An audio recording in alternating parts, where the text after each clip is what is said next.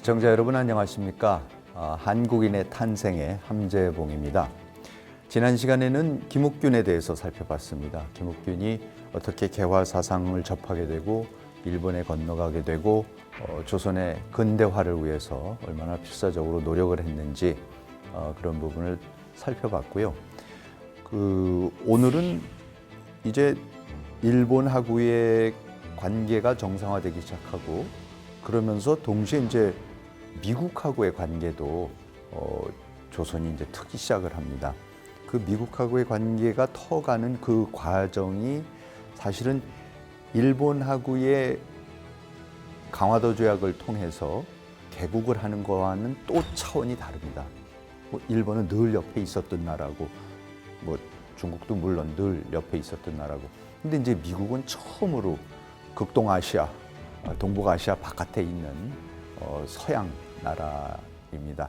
이 나라하고 어떤 과정을 통해서 그 조선이 수교를 하게 됐는지, 그리고 사실 조선으로서는 굉장히 급격한 아주 혁명적인 개국의 시기였습니다. 그리고 이제 그거에 대해서 또 국내 의정 척사파들이 또 어떻게 반응했는지 이런 부분을 살펴보면서 조선이 이제 서서히 바깥 세상으로 나오는 개국을 하는 그 모습을 같이 살펴보도록 하겠습니다. 한국인의 탄생 이제 시작하겠습니다.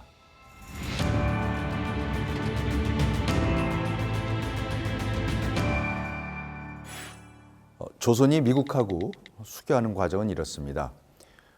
가장 중요했던 요인, 미국하고 수교하게 되는 가장 중요했던 동의는 일본하고 중국입니다. 일본하고 청나라는요, 시종일관 조선 보고 미국하고 수교를 하라 그럽니다. 얼핏 들으시기에는 이게 좀 우리가 알고 있는 역사랑 좀 다르다고 느끼실지 몰라도요, 지금 일본이나 청의 입장에서는 본인들은 굉장히 약자들입니다. 서구 열강이 마구 밀려 들어오고 있는데 갓 개국을 한 일본의 입장에서는 자기 나라를 지키면서 자기 체제를 지키면서 근대화를 하는 과정이 너무나 어렵습니다.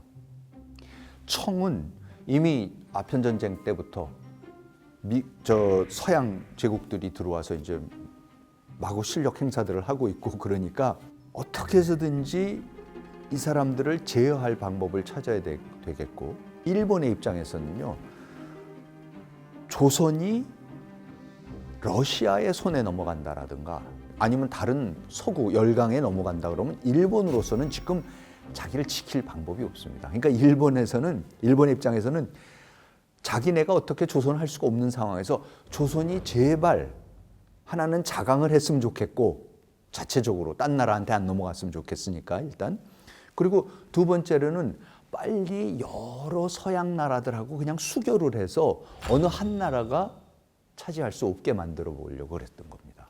청나라 역시 마찬가지입니다. 청나라는 조선이 자기네 속방이니까 원래 자기의 영향권에 있으니까 그걸 지켜야 됩니다. 그런데 속방인 조선을 이제는 힘으로 지킬 실력이 이제 안 되는 거죠. 임진왜란 때는 일본이 쳐들어오니까 원군을 보내서라도 왜군을 격퇴를 하면서 자기네 속방을 지켰었던 거죠.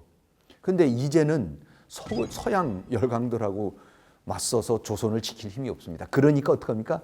조선 보고 빨리 여러 서양 열강들하고 수교를 하고 나면은 열강들끼리 균형을 잡으니까 어느 한 나라가, 한 열강이 조선을 차지하지 못할 거라 이렇게 계산을 하는 거죠. 근대화의 물결을 파고 속에서 진짜 허우적거리고 있는 일본이나 청의 입장에서는 조선이 빨리 여러 개국을 해서 여러 열강들하고 관계를 맺는 것이 기존의 질서를 유지하는데, 그렇죠? 자기네 위협이 안 되게 하는데, 조선을 딴 열강한테 뺏기지 않는데 아주 결정적인 전략입니다. 그러니까 너나 할 것 없이 조선 보고 빨리 미국하고 수교를 하라 그럽니다. 대표적인 것이 바로 조선 책략이죠. 그러니까 청나라의 황준헌이 김홍집한테 줬다라는 건데요. 그거를 우리가 잠깐 조금만 더 살펴보도록 하겠습니다. 김홍집이 2차 수신사로 일본에 1880년 6월 달에 건너갑니다. 그래서 건너가서 일본에서 입장에서는 빨리 기왕에 김홍집이 건너온 김에 일본에 상주하고 있는 서구 열강들 외교관들을 하고 만나서 좀 수교하고 이런 얘기도 좀 했으면 좋겠다고 그래갖고 자꾸 소개를 하려고 그랬는데 김홍집이 거부를 합니다. 뭐 김홍집이 유일하게 만나겠다는 게 일본 사람들 말고는 일본에 와 있는 상주하고 있는 청국공사 하여장하고 청국참서관 황준헌이죠. 이 사람들이 이제 만나는 거죠. 그래서 6차례인가 7차례나 만납니다. 근데 그때 만나면서 계속해서 어떻게 해서든지 김홍집을 설득을 하려고 해요. 열강하고 빨리 수교를 해라. 그래서 예를 들어서 8월 26일 날 하여장이 김홍집한테 이렇게 얘기를 합니다. 만국과 더불어 교섭하는 것은 이익은 있으나 손해는 없습니다. 이것은 만세에 한 번밖에 없는 기회인 만큼 놓쳐서는 안 됩니다. 만약 굳이 관문을 닫고 거절하려다가 다른 날에 뜻하지 않은 파란이 생겨 일이 다급해졌을 때 조약을 체결하면 그때는 엄청나게 큰 손해를 입을 것입니다. 이런 얘기를 계속해서 하니까 나중에 김홍집이 무슨 부탁을 하냐면요. 이렇게 빨리 여러 나라하고 교류를 해야 된다. 수교를 해야 된다고 이렇게 설득들을 해주는데 들어보니까 논리가 그럴듯한데 제가 이거를 아직 잘 모르겠으니까 이거를 조정에 도로 내가 귀국을 해서 고종임금하고 우리 조정 회의를 할 때 이거를 설득할 자신이 없습니다. 그러니까 그동안에 말씀해 주신 거를 책으로 써주십시오. 글로 써주십시오. 그래서 황준헌이 이틀 밤을 새우면서 얘기했던 거를 쭉 정리를 해서 김홍집한테 건네는 것이 그게 조선책략입니다. 따로 써서 출판을 해갖고 있던 거를 한 카피를 이렇게 준 것이 한 권을 준 게 아니라 본격적으로 나라를 여러 제끼고 여러 나라랑 수교를 해야 된다라는 얘기를 하다가 김홍집이 이거 너무 복잡하고 맞는 얘기 같은데 정리해달라 그래서 정리를 해주는 겁니다. 그래서 9월 6일 1880년 9월 6일 김홍집이 귀국하기 이틀 전 6월 달에 왔다 9월이니까 3개월 머물다가 이제 그 귀국을 하게 됐는데요. 그때에 황준헌이 조선 책략을 건넵니다. 조선 책략의 핵심적인 내용은 이렇습니다. 러시아가 낭진, 그러니까 이리 같은 진나라 이런 뜻입니다. 낭진처럼 영토 확장에 주력해온 지 300여 년. 그 첫 대상은 유럽이었고 다음은 중앙아시아였으며 오늘날에 이르러서는 동아시아로 옮겨졌으니 그 첫 번째 대상이 마침 조선이 되어 그 피해를 입게 된 것이다. 그렇다면 오늘날 조선의 입장에서는 러시아를 막는 일보다 더 급한 일이 없을 것이다. 러시아를 막을 수 있는 조선의 책략으로는 어떤 것이 있을까? 그것은 오직 중국과 친하고 일본과 맹약을 맺으며 미국과 연계함으로써 자강을 도모하는 길뿐이다. 딱 정리를 해주는 거죠. 그런데 이제 사실 이거는 충격적인 얘기죠. 일본하고 맹교를 맺으라는 겁니다. 중국의 사신이 조선의 김홍집 보고 일본하고 아주 끈끈한 관계를 맺어라. 그리고 미국하고 연계를 해라. 이렇게 얘기를 하는 겁니다. 여러분, 이게 당시의 현실입니다. 이게 당시의 국제 정치입니다. 그 속에서 이제 조선이 하도 청이 그러니까 이제 깨어나기 시작한 죠. 일본도 그렇습니다. 9월 7일 날, 그러니까 이제 하여장하고 만나서 지금 방금 대화를 나눈 바로 다음 날 이노우에 가오루 외무대신을 또 만납니다. 만나서 이노우에가 얘기하는 게 이런 겁니다. 러시아가 블라디보스토크 항에 군함 16척을 집결시켰습니다. 만일 러시아가 부동항을 찾는다면 당연히 중국이나 조선에 눈독을 들일 것이고 조선은 서양 국가들과 아무런 조약도 맺지 않았고 국제법도 준수하고 있지 않기 때문에 조선이 러시아의 공격을 받더라도 아무도 개입할 수 없을 것입니다. 따라서 조선은 미국과 같은 서방 국가들이 조약 체결 여부를 타진해오면 절대로 거절하지 마십시오. 빨리 국교를 트십시오. 그랬더니 그때 이제 김홍집이 정리 좀 해주십시오. 말씀하시는 걸 정리를 해주십시오. 그래서 조선 책략을 가지고 갑니다. 지지난 시간에 우리가 이동인 얘기 때도 잠깐 말씀을 드렸지만은 이때 이제 이동인도 김홍집이 만나서 야, 이런 청년이 있느냐 하면서 조선 책략과 이동인을 데리고 그러고 이제 귀국을 합니다. 그래서 귀국을 해갖고 이동인을 소개를 하고 조선 책략을 이제 조정에 소개를 해서 조정에서 조선 조정에서 이제 그걸 전부 다 읽는 거죠. 조선 책략이라는 게. 그러니까 어떻게 보면은 조선의 국가 대전략, 최초의 대외 전략이라는 것을 청나라 관리가 써준 겁니다. 이때 처음으로 우리가 속방하고 외나라하고만 있는 게 아니라 이 밀려오고 있는 이 서양의 국가들하고는 어떤 관계를 어떻게 맺어야 된다라는 거에 대한 첫 구상이 이 조선 책략을 통해서 조선 조정에 전달이 되는 겁니다. 그래서 이 책을 가지고 온 지 한 달 만이죠. 1880년 10월 11일 김홍집이 한 9월 8일인가에 귀국을 했으니까 가져와서 이거를 고종을 비롯해서 대신들이 읽고서 읽은 거를 가지고 회의를 하는 게 조정회의가 10월 11일 날 열립니다. 영의정 이채영이 누구냐면은 이하응, 대원군 홍선 대원군 이하응의 형입니다. 이채영이 지금 영의정이었었습니다, 그때.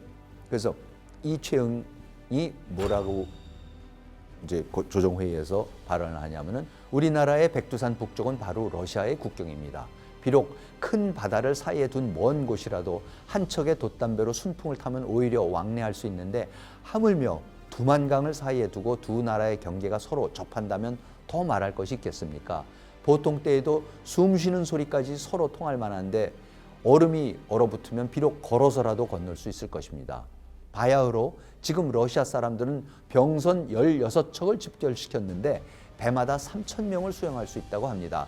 만약 추워지게 되면 그 형세는 틀림없이 남쪽으로 향할 것입니다.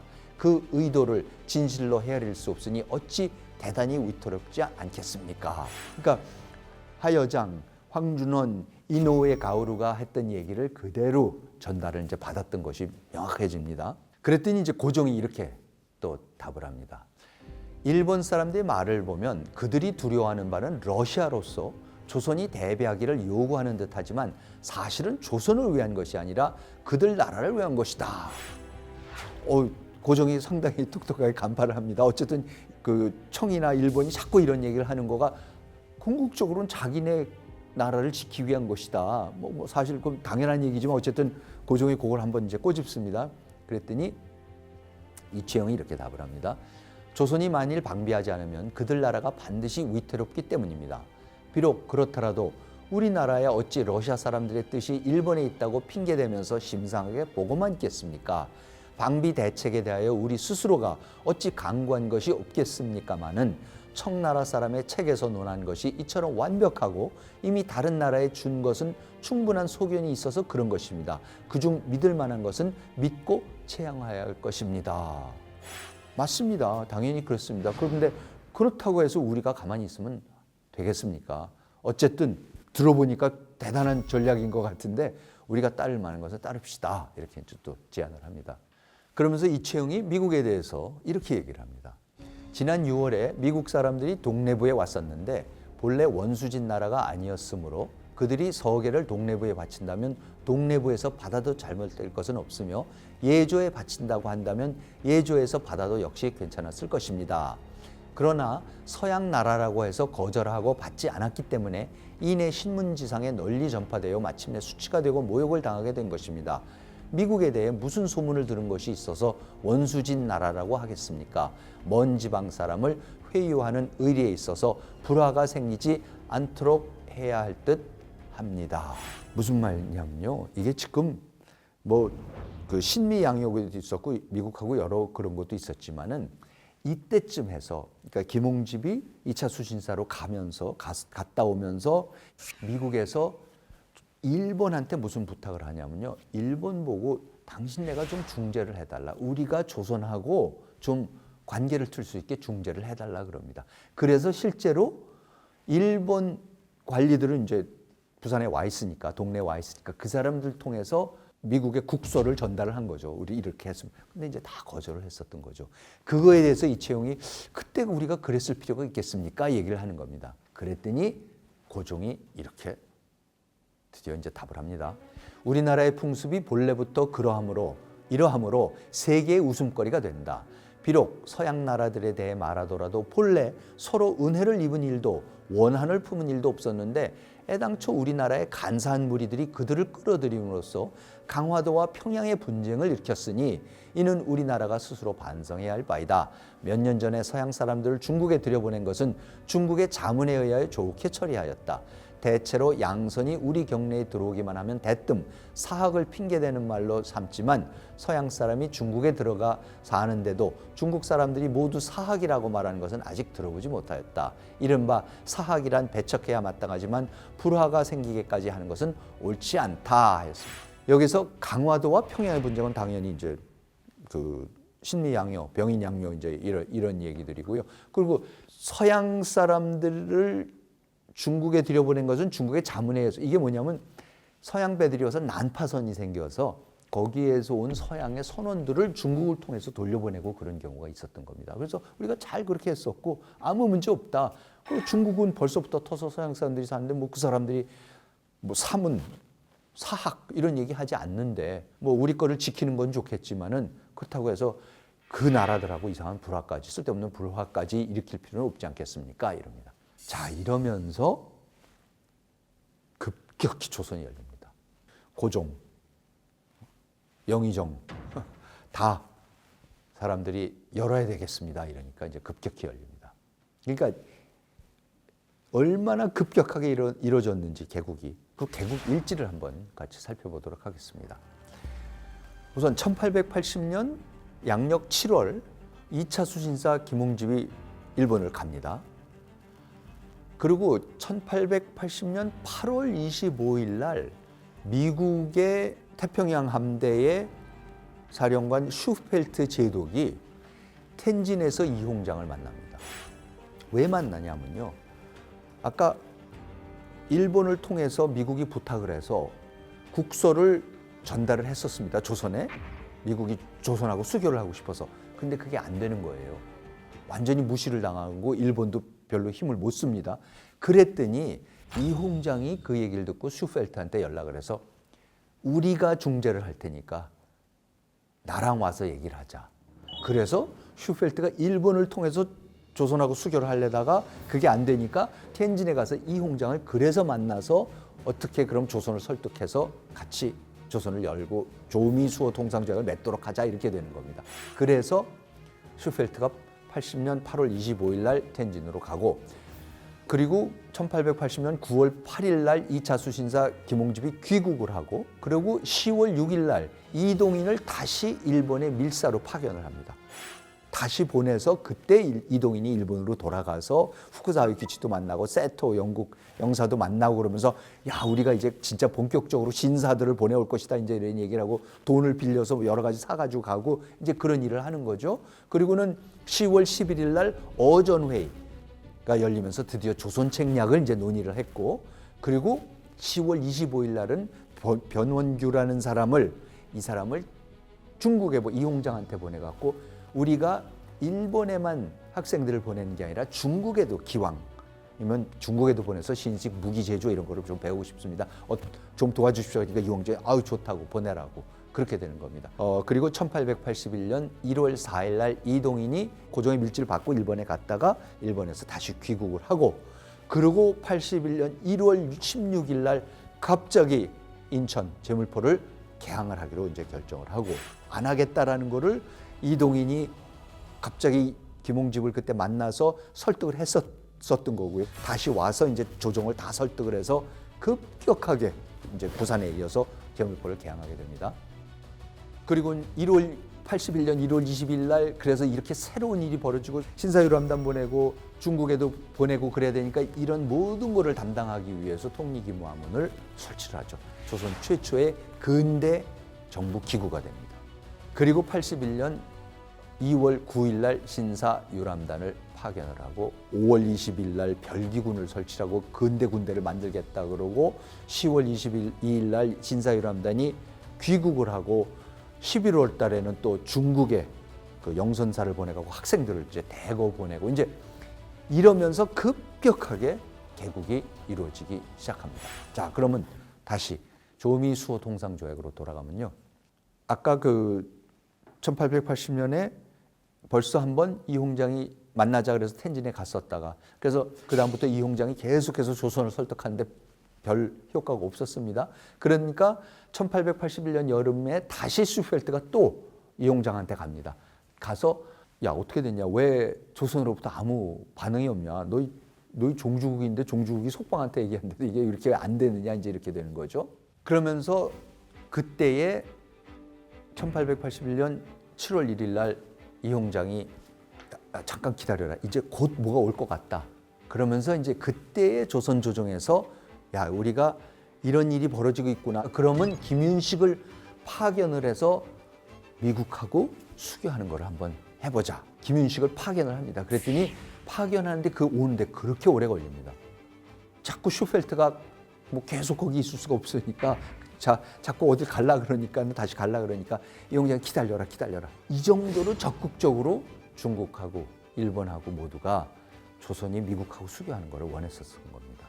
그러니까 조선 조정에서는 지금 이게 왜 자꾸 늦어지냐면요. 이제 이런 논의가 있었습니다. 김윤식이랑 이 사람들이 이제 고종한테 이렇게 국내에 반대가 있더라도 어쨌든 이걸 해야 됩니다 하는 걸 설득하는 과정입니다. 경진년 1880년 겨울 텐진 해관도 정조여가 소전 그러니까 이홍장입니다. 이홍장의 호입니다. 의 뜻에 따라 우리나라 연공사신에게 편지를 주어 우리 조정에 전하게 했는데 연미 미국하고 연계하는데 7가지 이익이 있음을 논하는 것이었습니다. 또 말하길 조선이 이미 일본의 통상을 허락했으니 각국이 반드시 이 전례를 끌어대며 몰려올 것입니다. 만약 전부 사절할 능력이 있다면 금일의 논의는 참으로 군도덕이 말이 될 것입니다. 만약 그것이 절대 불가능하다는 것을 알진대 기어코 훗날을 기다렸다가 별도로 지절, 즉 곡절, 예상치 못한 문제가 생긴 뒤에 허락하기보다는 차라리 금일 허락해서 형적, 혐의를 없애는 것이 낫고 기어코 여러 나라가 번갈아 침범하기를 기다리기보다는 차라리 그중에 비교적 친할 만한 나라를 골라서 먼저 끌어들여 우방으로 삼는 것이 낫습니다. 부디 학생을 텐진에 유학시킨다는 명목을 내세워서 사리를 이해하는 대신을 선발하여 텐진으로 보내 상의해서 처리하게 하십시오. 이 기회를 놓쳐서는 안 됩니다. 이 논의는 반드시 신중히 비밀을 지켜서 다른 이웃나라가 알게 하지 마십시오라고 했습니다. 주상께서는 이 논의를 간합하셨습니다. 하지만 흉흉한 국론이 서양과 화친한 것을 그러다고 하여 억지로 막을 수 없었으니 어찌하겠습니까? 이 논의를 거치면서 그래도 이홍장이 설득을 하고 그래서 이런 편지를 보내고 했으니까 우리가 그래도 해야 되지 않겠습니까? 해서 결국은 1882년 1월 17일 날 김윤식이 바오딩 북경을 에워싸고 있는 가장 중요한 도조 직례 이홍장이 직례 총독을 맡고 있었으니까 그 직례의 수도죠. 그게 바오딩입니다. 거기 가서 이제 이홍장하고 만납니다. 그런데 김윤식이 이홍장을 만나서 무슨 얘기를 하냐면요. 이게 우리 조정에서 이게 굉장히 힘들다. 너무 개국을 반대하는 목소리들이 크기 때문에 힘드니까 청의 황제께서 천자께서 조선에다가 미국하고 수교를 하라는 칙령을 좀 내려주십시오 이래요. 여러분 조선이 얼마나 청의 속방임을 자처하고 있었는지 아시겠죠? 그랬더니 오히려 이홍장이 그렇게 하면 안 됩니다. 그렇게 하면 오히려 더 일이 복잡해지고 조선 입장에서 좋지 않습니다. 입지가 오히려 좁아집니다. 그렇게 되면은 중국이 조선의 개국에 대한 또 책임을 져야 되는 게 생기거든요. 그러니까 이제 안 하려고 그럽니다. 그래서 고종한테 아뢰서 빨리 특명전권 대사라는 거를 임명을 해서 즉 조약을 체결할 수 있는 전권인을 갖고 있는 그런 대사를 빨리 좀 파견을 해서 여기 와서 만나서 거기에서 슈펠트하고 조약을 맺어라 이렇게 얘기를 하는 겁니다.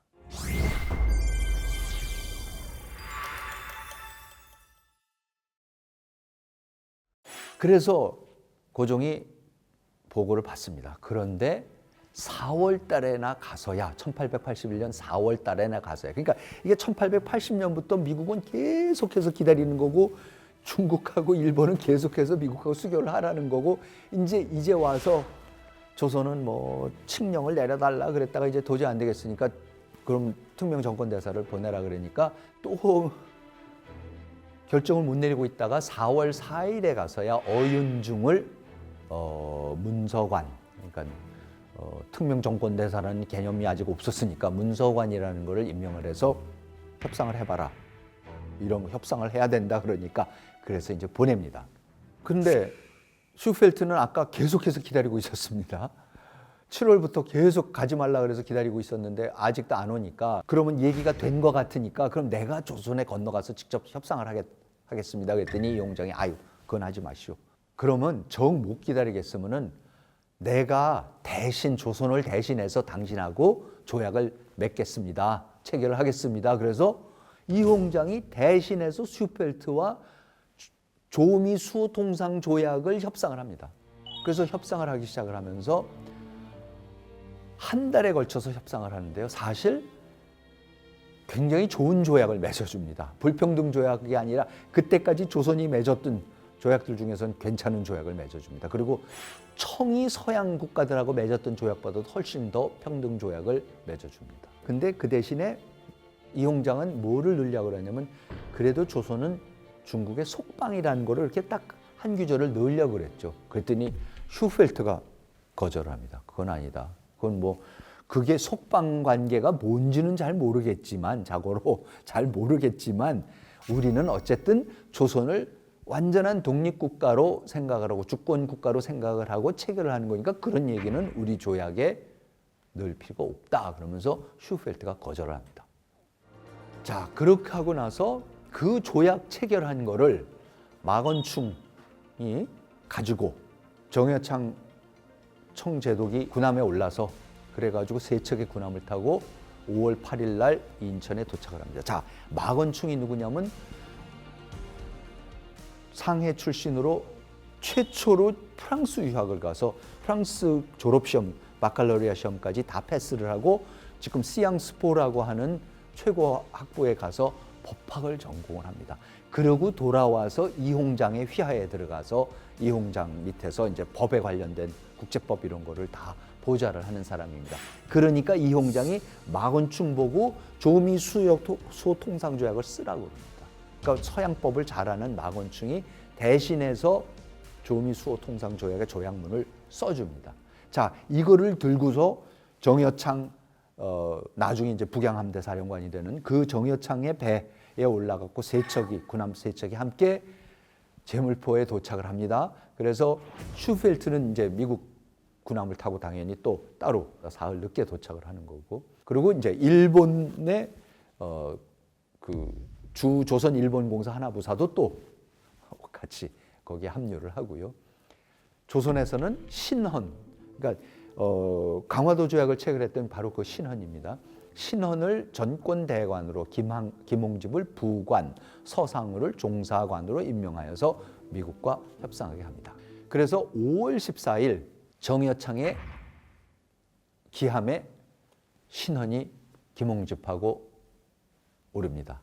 올라서 제일 먼저 하는 게 북경을 향해서 삼괴국오둘에 세 번 무릎 꿇을 때마다 세 번씩 땅에다 머리를 찢는 그 예를, 삼괴국오둘의 예를 먼저 행하고, 조선은 어디까지나 청의 속방이니까 칙령을 받는 그런 셈이 되는 거죠. 그러고 나서 정여창, 마건충과 함께 스와타로, 그러니까 그 슈펠트 제독의 배로 갑니다. 그래서 거기에 가서, 그러니까 이홍장이 다 협상하고 마건충이 써준 거를 거기에 가서 이제 도장을 찍는 거죠. 그래서 1882년 5월 22일 조미 수호 통상 조약이 조인이 됩니다. 이때에도 또 조선 측에서 우리가 속방임 얘기라는 걸 집어넣겠다는 거를 슈펠트가 거꾸로 거절을 합니다.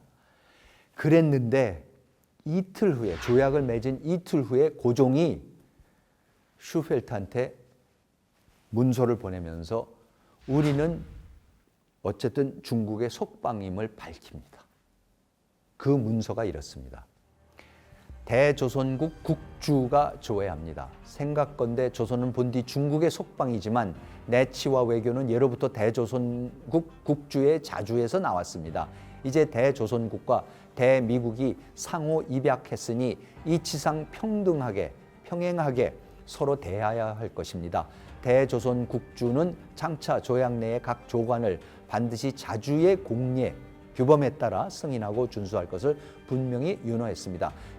대조선국이 중국의 속방이 되는 문제와 관련해서는 그 분수에 따라 응당 행해야 하는 각 사항은 모두 대미국과는 조금도 관계가 없습니다. 위원을 파견해서 조약을 체결하는 것 외에 문서를 갖춰 조회하니 조회하시기 바랍니다. 대조선국 개국 491년 중국 광서 8년 4월. 얼마나 조선이 중국의 속방이었다는 개념이 얼마나 뿌리 깊었고 강했다는 거. 그렇게들 흔히들 이제 미화를 하는데요. 말이 속방이지 사실은 그 내치와 외교는 우리가 알아서 하는 것이지 사실 간섭받는 거 없습니다. 실질적인 독립은 독립국가의 역할은 다 했었다 그러지만 이 문서들과 이 당시의 상황을 보고 있으면요 절대 그렇지 않았습니다. 어디까지나 조선은 중국의 속방임을, 그러니까 소위 서양 사람들이 원하는 그런 관계를 맺는다 하더라도 우리는 중국하고는 계속해서 주종 관계의 그거를 이어가겠습니다. 그 전례들은 계속 행할 것이고 그거는 미국하고의 관계와는 상관이 없습니다라는 걸 굳이 얘기를 합니다. 그만큼 조선의 독립정신은 굉장히 약했었습니다. 자, 그리고 5월 27일 날 영국 함대 사령관이 또 이제 옵니다. 왜 그러냐면 서구 열강들이 다 아시아에 일찌감치부터 오기 시작해서 인도부터 시작해서 월남, 미얀마 전부 다 중국에서 일본까지 해서 다 열었습니다. 다 수교를 했는데 조선만 끝까지 남아 있는 거죠.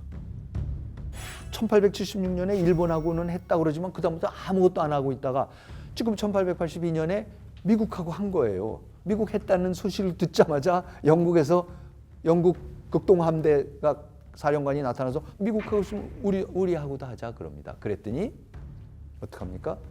마건충이 써줬던 조미수호 통상조약 그거를 그대로 영국하고 조용 수호 통상조약을 맺습니다. 또 마건충이 협상을 해줘갖고 마건충은 또 조선이 속방이라는 걸 넣으려고 조선은 중국의 속방이다라는 거를 넣으려는 걸 또 영국이 거절을 합니다. 6월 말에는 또 청국 독일 공사가 와서 우리도 하겠다. 그래서 6월 30일 날 조독 수호 통상 조약도 맺어집니다. 세 문서가 내용이 똑같습니다. 그리고 매번 고종은 친서를 첨부를 해갖고 우리는 중국의 속방이다. 그렇지만 당신네하고 관계는 상관이 없다라는 것을 밝힙니다. 서구 열강들이 중국에 오기 시작하고 일본에 가고 그리고 이제 조선에 오면서 중국은 1848년 1차 아편전쟁 때문에 열어야 됐었고 일본은 이미 1953년에 해리스 조약을 통해서 미국하고 그냥 수교를 해버리면서 개항을 완전히 해버리는 거고 근데 조선은 계속해서 안 하고 있어요. 그러니까 그때마다 영국 군함들이 미국 군함들이 프랑스 군함들이 조선 근해에 이제 나타나지 않습니까? 그럼 나타나면은 누가 그래도 가서 상대를 해야 되면은 이제 관리를 파견해서 상대를 하면은 미국이 우리가 통상조약을 좀 맺고 싶습니다. 선원들이 혹시 난파돼서 그러면 서로가 인도할 수 있는 인도 조약도 체결합시다. 이제 이런 얘기를 설득을 하는 거죠. 그러면요 그때마다 조선 관리들이 뭐라 그런지 아세요? 우리는 중국의 속방이기 때문에 이런 문제는 우리가 결정할 수 있는 게 아니다. 청에 가서 중국에 가서 논의를 해라 그럽니다.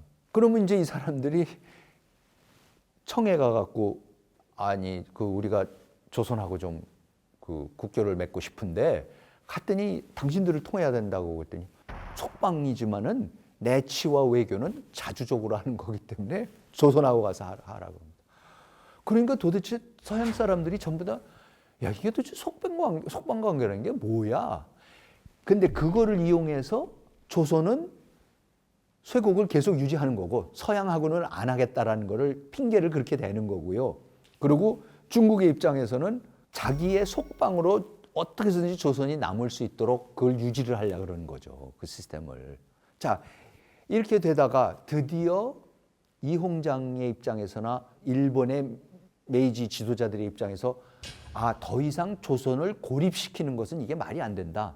그러니까 이홍장이 적극 나서서 이제 개국을 해라 이렇게 되는 거죠. 슈펠트를 일부러 불러서 자기가 손수 앉아갖고 조미수 동상조약을 협상을 해갖고 체결을 해주는 것까지도 할 정도로 그렇게 적극적으로 나서는데, 조선의 입장에서는 아직도 이게 뭔지를 잘 모르는 겁니다. 그리고 어디까지나 수백 년 동안 중국에 의존해왔던 그 깊은 의존증이 있는 거죠. 그러니까 이게 지금 거대한 서구 열강이 일본도 강제로 열어버리고 중국도 전쟁을 해서 격파해버리는, 원명원을 불태워버리는 이 정도의 힘이 있는 나라들이 지금 몰려오고 앉아 있는데, 한 번도 자주적인 외교라는 거를 500년 역사상 해본 적이 없지 않습니까? 중국하고의 속방 관계, 그렇죠? 조공바치는 관계하고 일본하고의 소위 말하는 교린 관계라는 거 빼놓고는 아무 나라하고도 무슨 외교 관계를 맺어본 적이 없습니다. 어떻게 하는 건지도 모르고. 그러니까 무조건 중국에만 의존을 합니다. 이 중국에 대한 의존도는 조선에 만연하는 겁니다. 그리고 이 의존이 깨지는 계기, 그리고 이 의존성을 깨뜨려야 되겠다라는 그 자각을 처음으로 하는 사람들이 김옥균, 박영효, 서재필, 윤치호 이런 개화파들이고, 그리고 그 자각을 깨기 위해서 개화파를 만들어 갖고 독립당이라고 이름까지 붙이면서 그렇게 중국으로부터의 독립, 이거를 안 하면 조선이 안 된다. 이거를 안 하면 근대 국가가 될 수가 없다. 그러니까 그 의식부터 불어넣어야, 그게 그렇게 안 됩니다.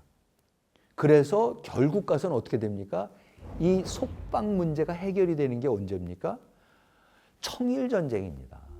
1895년 청일전쟁에서 일본이 승리하면서 중국 보고 그 평화조약인 시모노세키 조약의 1조 1항에다가 뭐라고 써놓으라 그러냐면, 조선은 더 이상 중국의 속방이 아니고 속방 관계에 관련된 모든 전례들을 다 폐지한다. 조공 뭐 이런 거를 다 폐지한다라고 아예 명시를 해버립니다. 그때야 비로소 속방이 깨지는데, 그래도 의식적으로 안 깨지니까 그 의식을 깨기 위해서 서재필 박사가 10년 만에 돌아와서 독립신문을 만들고 영은문, 그렇죠? 중국의 칙사가 도달하면 조선의 왕이 가서 3개 국어들을 행했던 그 무학지에 있는 그 영운문을 허물고 거기에다가 독립문을 세우면서 중국으로부터 독립해야 된다. 물리적으로 이제 일본이 이기는 바람에 중국이 완전히 철수를 했지만 조선으로부터 정신적으로는 아직도 안 되기 때문에, 그래서 독립협회를 만들고 독립신을 만들고 독립문을 세우고 그렇게 된 겁니다. 그러니까 그게 1896년인데요. 그때까지, 그 전에 이게 안 깨집니다. 그 안 깨지는 가장 또 적나라한 사건, 사태, 이렇게 그나마 어렵사리 고종이 그래도 이동인을 통해서, 뭐 하여장을 통해서, 황준원을 통해서, 이홍장을 통해서, 이노의 가오를 통해서 어떻게 설득이 돼가지고, 그래서 간신히 신사유람단 보내고 영선사 중국에 보내고 그러면서 통일기무 만들고 이렇게 개국을 하려고 하는 찰나에 뭐가 벌어집니까? 영남만인소라는 것이 일어납니다. 1881년 3월 25일입니다. 영남에 있는 선비들이 연팟장을 돌리는 거죠. 연명상소를 올립니다. 그래서 만 명이 뭐 상소를 올렸다고 그러는데, 영남만인소가 올라옵니다. 그 내용이 이렇습니다. 방금 수신사 김홍집이 가지고 온 황준헌의 사의 조선책략이라는 한 권의 책이 유포된 것을 보니 저도 모르게 머리털이 곤두서고 가슴이 떨렸으며 이어서 통곡하면서 눈물을 흘렸습니다. 그 말에 의하면 조선의 오늘날 급선무는 러시아를 방어하는 것보다 우선시되는 것이 없는데, 러시아를 방어하는 대책으로는 중국과 친교를 맺고 일본과 결속하고 미국과 연합하는 것보다 좋은 방법이 없다라고 하였습니다. 중국으로 말하면 우리가 번국으로 자처해 왔고 신의로 교류한 지 거의 200년의 오랜 시일이 지났습니다. 그런데 하루아침에 황제요, 짐이요 하면서 두 존칭을 태연하게 사양하지 않고 받으며 그런 말을 한 사람을 용납하고 그런 사람의 글을 받아두었다가 만일 중국에서 이것을 가지고 따지면 시끄럽게 떠든다면 무슨 말로 해명하겠습니까? 일본으로 말하면 우리가 견제해야 할 나라입니다. 국경 요새지의 험준하고 평탄한 지형을 그들이 이미 잘 알고 있으며 수로와 육로의 요충지를 그들이 차지하고 있는 터에 우리의 대비가 없는 것을 엿보고 함부로 돌격한다면 어떻게 막아내겠습니까? 국경 요새지의 험준하고 평탄한 지형을 잘 알고 있다. 이게 뭡니까?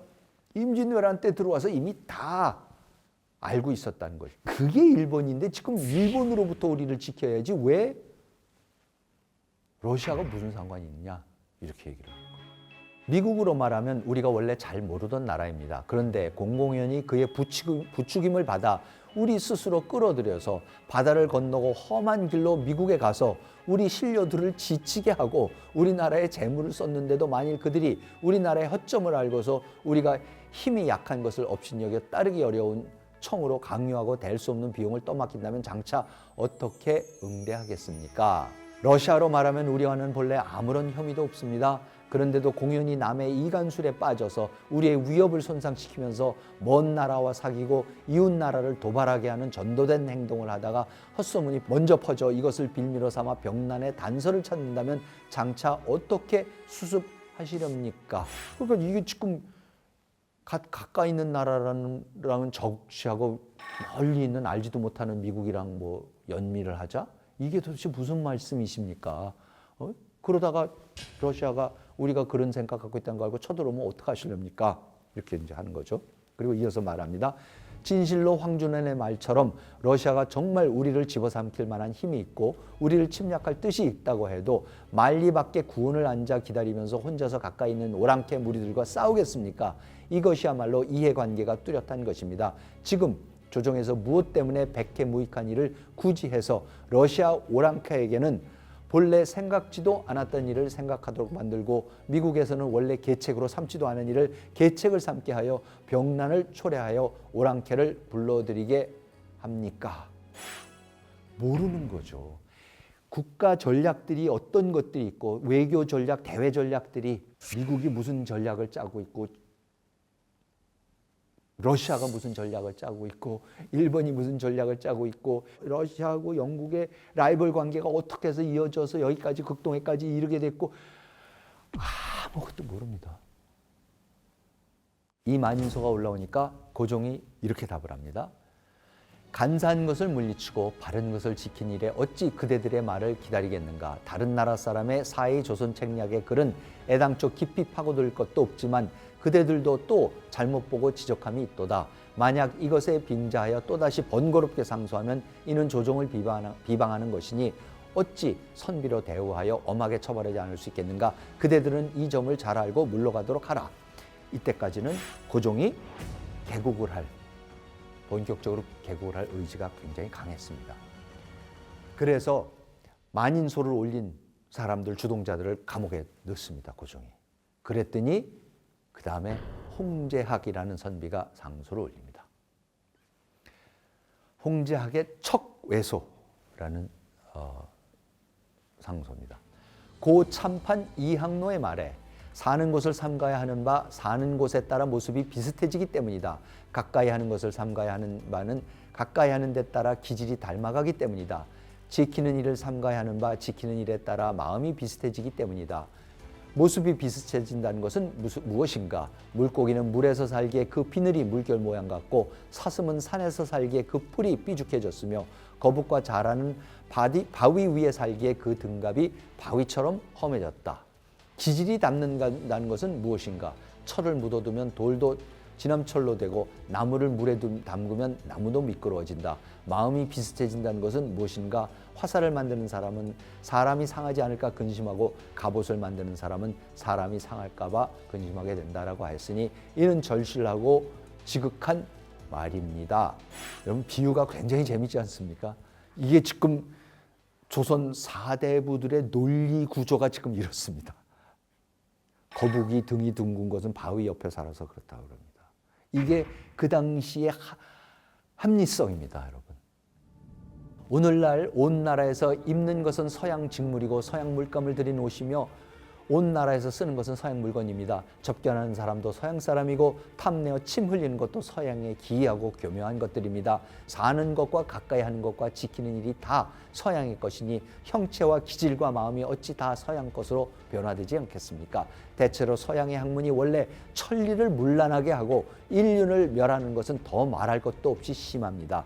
서양의 문물은 태반이 음탕한 것을 조장하고 욕심을 이끌며 윤리를 망치고 사람의 정신이 천지와 통하는 것을 어지럽히니 귀로 들으면 내장이 뒤틀리고 눈으로 보면 창자가 뒤집히며 코로 냄새 맡거나 입술에 대면 마음이 바뀌어 본성을 잃게 됩니다. 이것은 마치 전염병이 전염되는 것과도 같습니다. 중국이 시궁창에 빠지자 온 세상에 짐승 냄새가 풍긴 지 300년이나 되었습니다. 한 줄기 봄이 유독 우리나라에만 붙어 있는 것은 비유하면 천지의 숙살의 기운이 가득할 때 큰 과일 한 개가 높이 달려서 생기가 가지 끝에 남아있는 것과 같으니 이것은 천지가 애호하는 것이고 사람들이 소중히 의지하는 것입니다. 어찌 차마 이것까지 없애버려서 음만 있고 양이 없는 세상으로 만들겠습니까? 만물 생산하는 천지의 마음이 결코 이렇듯 어둡지는 않을 것입니다. 300년 전에 무슨 일이 일어났습니까? 명나라가 멸망했죠. 그 다음에 어떻게 됐습니까? 주자성리학의 이 문명은 중국 천지에서도 다 사라지고 대륙에서도 사라지고 오직 조선에서만 남아있는 거죠. 다른 게 다 죽었는데 한 나무 끝에 가지 끝에 딱 열매 하나가 열려있는데 그게 우리 소중한데 이것마저 따서 이것마저 없애려고 그러십니까? 이렇게 지금 홍제학이 상소를 올린 겁니다. 그러면서 전하는 무슨 까닭에 온 나라 사람들의 입으로 한결같이 말하는 공론을 이처럼 굳게 거절하는 것입니까? 전하는 따르지 않았을 뿐만 아니라 형을 가하고 유배를 보냈으니 이것이 간언을 따르는 성주의 일이라고 하겠습니까? 말세에 관하는 말을 거절하는 것이라고 하겠습니까? 이것이 겸손하게 서원을 받아들여 대업을 이룩하는 것입니까? 오만하게 자기 스스로 성인인 체 하는 것입니까? 전하께서 이처럼 전에 없던 지나친 조치를 취하고도 막연히 깨닫지 못하는 것은 다른 까닭이 아니라 학문을 일삼지 않으므로 아는 것이 이치에 박지 못하고 마음은 사심을 이기지 못하며 안일에 빠진 것을 달게 여기고 참소로 권하는 것을 즐기기 때문입니다. 당신 공부 안 해서 이 모양입니다. 도덕이 뭔지 인륜이 뭔지 완전히 이제는 어두워졌습니다. 라고 상소를 올립니다. 정말 기계는 대단하지만 세상을 저렇게 잘못 보고 있습니다. 그러면서 얼마나 울분에 찼으면은 자기 말이 옳다는 것에서 확신이 찼으면 주상을 상대로 저렇게 대놓고 비난을 합니까? 결국 고종이 홍제학을 참수합니다. 그러면서 조선의 의정척사파들은 완전히 들고 일어나기 시작합니다.